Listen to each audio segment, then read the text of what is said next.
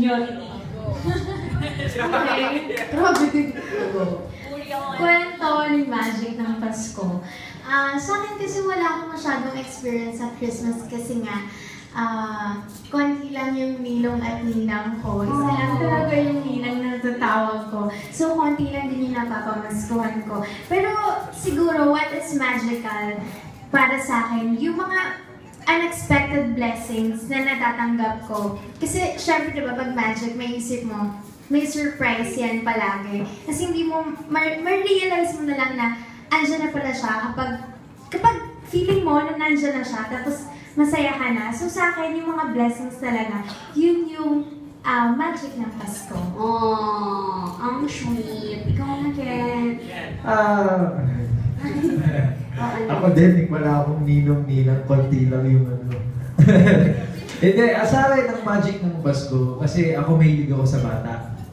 So, every time na dumarating na yung Burr month, especially yung Disyembre, nilulook forward ko na maka-bonding yung mga bata, lalo na yung mga street children, and yung may mga sakit. And for me, every time na nakikita ko sila, may magic bawat isa sa mga bata na yun. Yung smile nila. Para silang mga angels. And iba yung feeling na makahalubilo sila.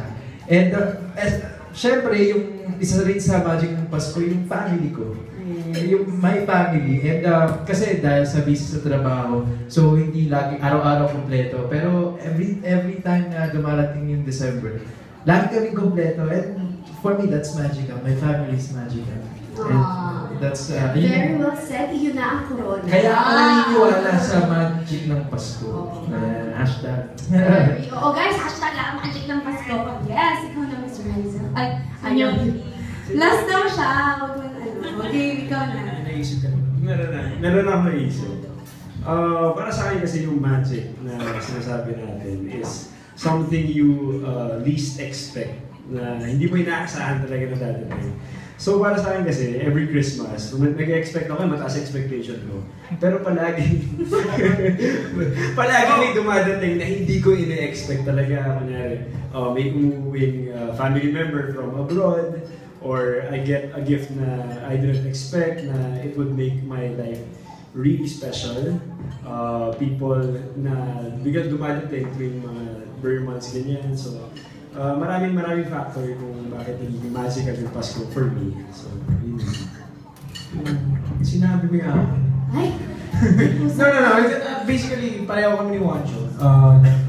Yung mga reunion, unexpected na nagpapate between the family. Kasi di ba may mga away rin naman nangyayari. We're humans, yeah. Tsaka siguro sa akin last year, yung magic na na-receive ko is when I got the role in Little Nanay. Gusto ko yung may ano. I got the chance to work with Juancho Trevino. Hindi yan, basically, kasama ko yung family ko.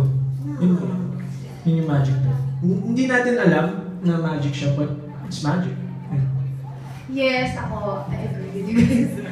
Siyempre, ang magic ng Pasko, for all of us, syempre, usually is the Christmas campaign ng GMA. Kasi lahat, ay, ikaw pa pala.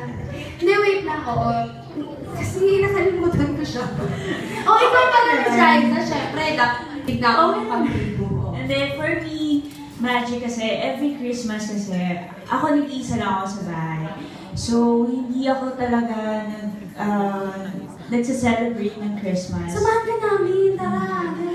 Pero, imbis na nagluluto ko for myself, nagluluto ko sa mga tao na sa streets. So, namimigay ako ng food sa mga pamilyang natutulog sa streets. Yan, yung mga yan.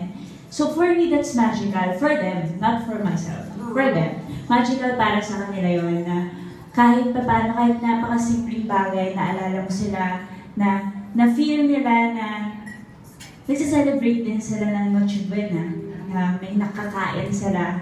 So, yun for me is magical. Grabe. Palakpak naman tayo guys, kung nasunin si Liza, nakakatuwa. Ayan. Ano?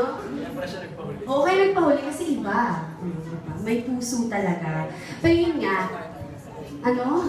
mag-mic ka kaya. Dali, share natin. Pero, ito nga yung yung for me and for everyone, guys, di ba? Ang magic talaga ng Pasko is the Christmas campaign of GMA na inaabangan talaga ng lahat, di ba? Oh, agree ka, di ba? Oh, di ba? Siyempre, inaabangan natin yan. Kumbaga, ito yung nag-kick off ng Christmas season in the Philippines. Inaabangan talaga, guys.